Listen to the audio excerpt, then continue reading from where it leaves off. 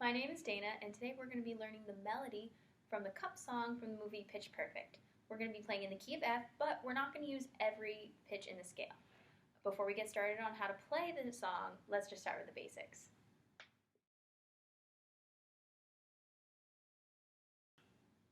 So when we first pick up a recorder, we always want to start with our left hand.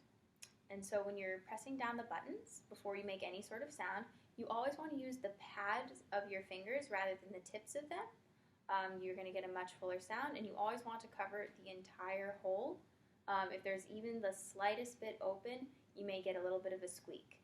So let's just start with your thumb on the back hole, and then move down using our pointer finger. So pointer finger on the top hole, then your middle finger and your ring finger.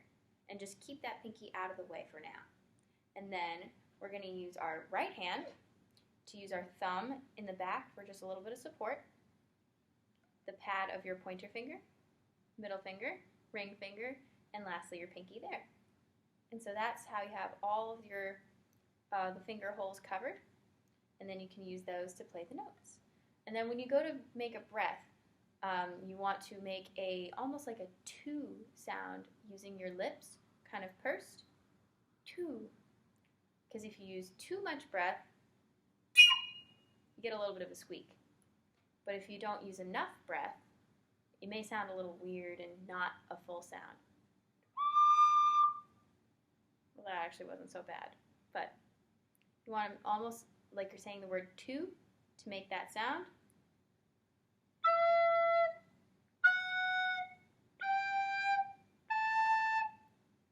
Two every time, and always use the pads of your fingers. So the notes that we're going to be using for the Cup song are D, E, F, G, A, C, and D.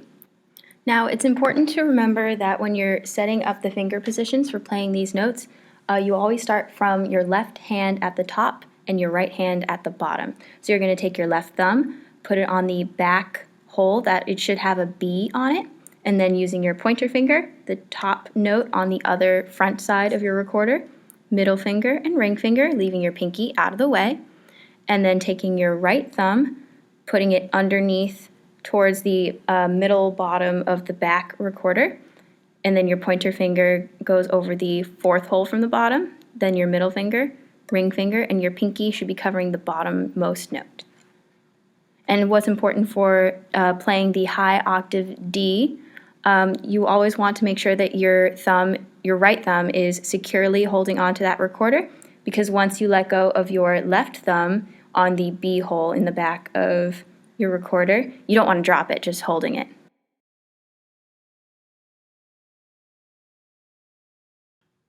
So before we start learning the song, there's a couple of things that we should know about this particular version that we're going to learn today. We're going to learn this song in the key of F, which is different from the key that's used in the movie, but when you play it in the key of F, it fits the recorder a little bit better, and you'll see why in a minute. The other thing you should know is that we're going to modify the rhythm just a little bit because the Cup song is pretty wordy. You don't want to be lifting your fingers too fast and getting a squeak out of it, so we're just going to modify it a little bit, but for the most part, it's going to sound pretty much the same. So we're going to start with our first note, which is G. So you start with your left thumb on the back hole, and then using your pointer finger, always using the pads of your fingers, pointer, middle, and ring finger, and then you have your right thumb underneath, just holding it for support. And so the first phrase, we're going to be playing the notes G, A, and F. Now, you're already set up right now for the note G, and the key to playing A right after that, all you have to do is just lift your ring finger. It's that easy. And then once you have that going, when you want to go back to F, you put your ring finger back down, and then you take your right fingers, use your pointer finger right below your ring finger. You skip that next hole right there, so just have your middle finger on your right hand just out of the way, and then you put your ring finger on the second hole from the bottom, and that's how you play F. Now, we're just going to start with G, and let's just get used to playing G and A together. Now just follow my lead.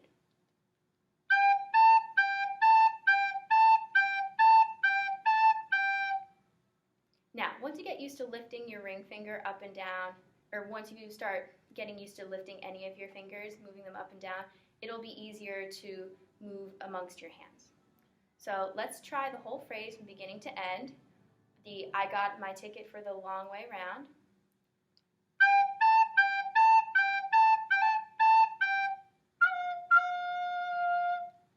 Now even I got a little tripped up, so sometimes that'll happen. So for the next phrase, you're not going to be using much of your right hand at all, except for your right thumb supporting underneath the recorder, and you'll see why.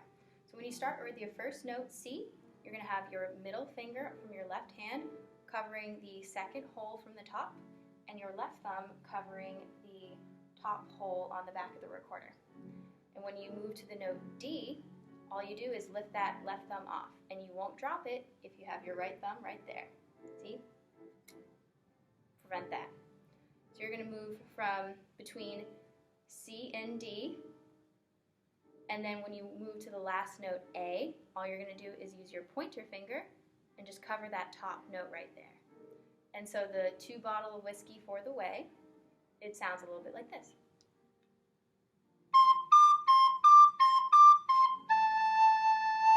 Now let's try that again and just make sure that your right thumb is supporting the recorder, and just try to get a nice smooth sound.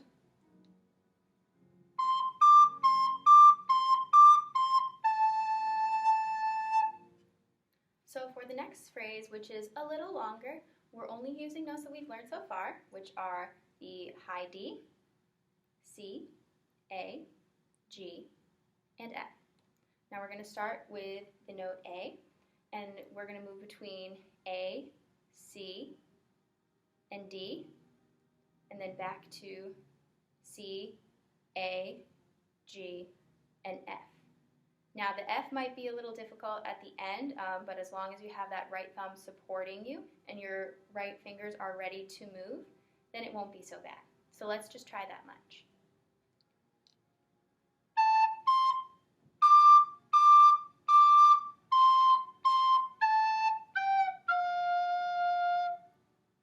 Now let's try that one more time, just a little bit faster.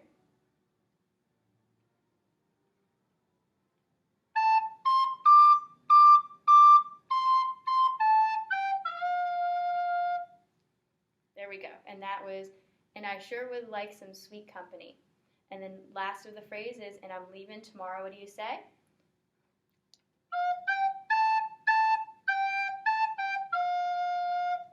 So at the end of sweet company, your fingers are already set up for the note F. You're going to stay there. And I'm leaving tomorrow, what do you say? And you lift your fingers. You are on G. Leaving for A. Tomorrow, what do you say? Now that might look a little complicated, but let's try that really slowly.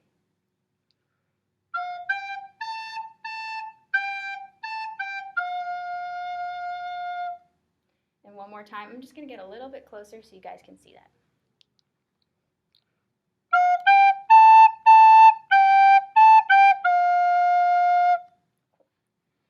Now we're going to move into the chorus.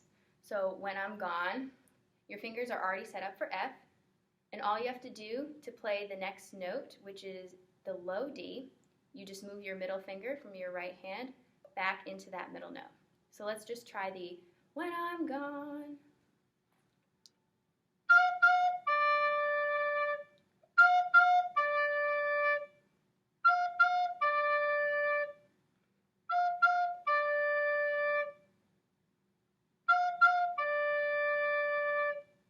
So once you kind of get that into your system, we'll move on to the next note. When I'm gone. So that's going to be F, F, F, and A. And if you remember from beginning, A is just the pointer finger and the middle finger from your left hand up top. So let's just try from the first when I'm gone going into the second.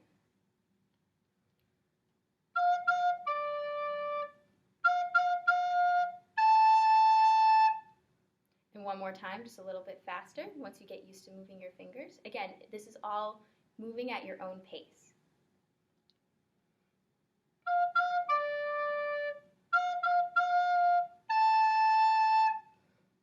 Cool.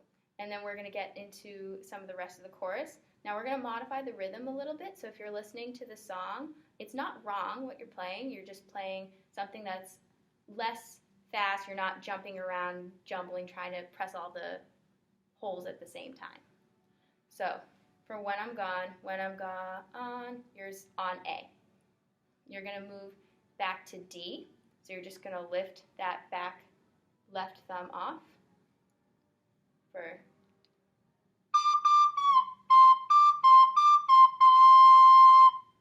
and all I did there was just move my left thumb back on top when I was playing C for "You're gonna miss me when I'm gone." Now let's try from the first "When I'm Gone." So we're going to start on the note F and go to the last "When I'm Gone."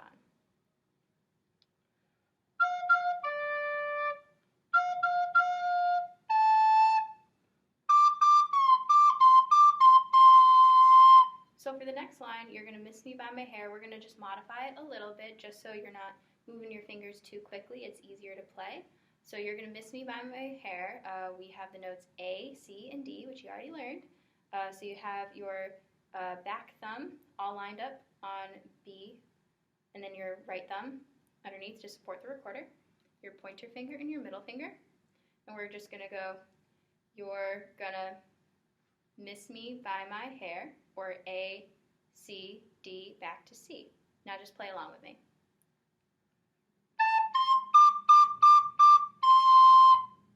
Now let's try that one more time, just a little bit quicker.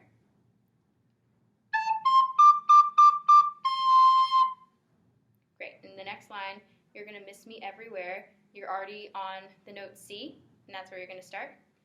So C, back to A, so you just move that pointer finger back, and we're going to go to G, which if you remember from the beginning, you just move your ring finger down to the third hole, and you keep your pinky out of the way.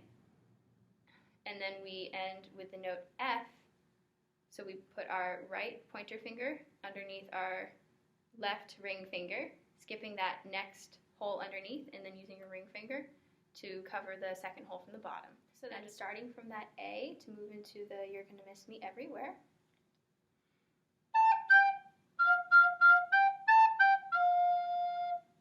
Now let's loop the "You're gonna miss me by my hair" into "You're gonna miss me everywhere." So we're starting on A.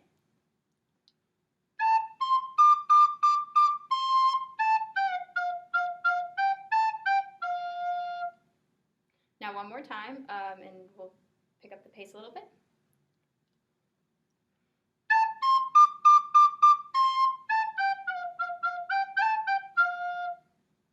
In the last line, "You're gonna miss me when I'm gone," you're gonna go back to A for A, G, F. So no new notes there. So let's go back to A.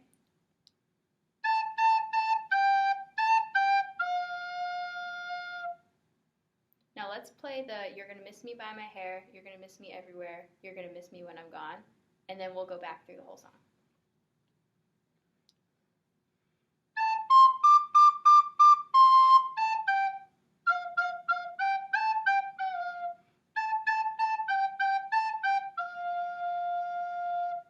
Alright, so now that we've learned all the pieces in chunks, let's put the whole thing together from the beginning.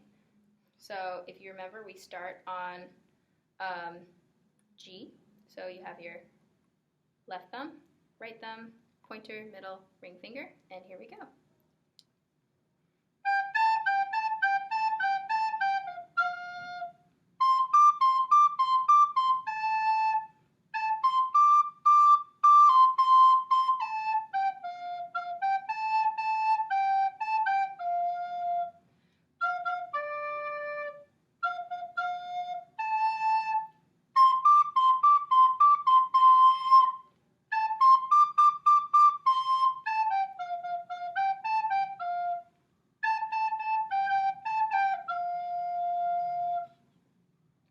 Alright, and there you go, and that's the whole song.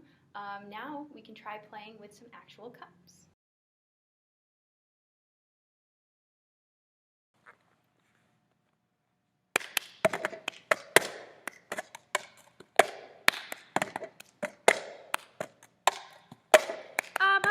60 for the long way round. 2 bottles of whiskey for the wave.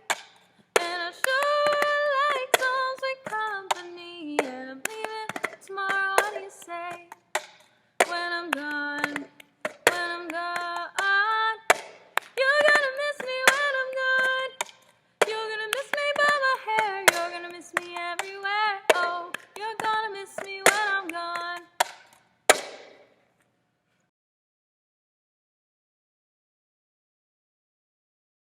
So I always find the more you know about something or something that you're learning, the easier it is to have fun and get into it. So, fun fact about the recorder, it's actually a descendant of the modern flute.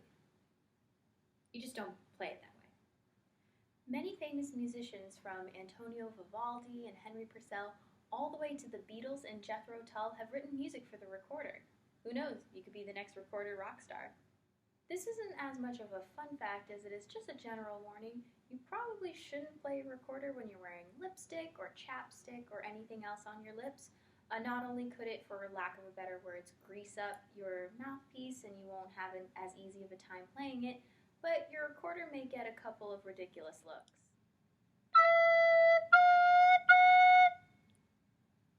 Aww.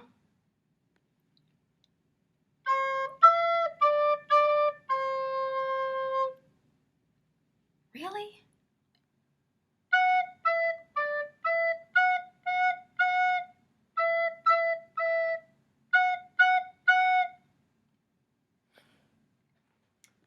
Or at the very least, wait for it to dry. Thank you so much for watching the video. I hope you had just as much fun as I did. Keep practicing, keep playing, and just have fun. We'll see you soon.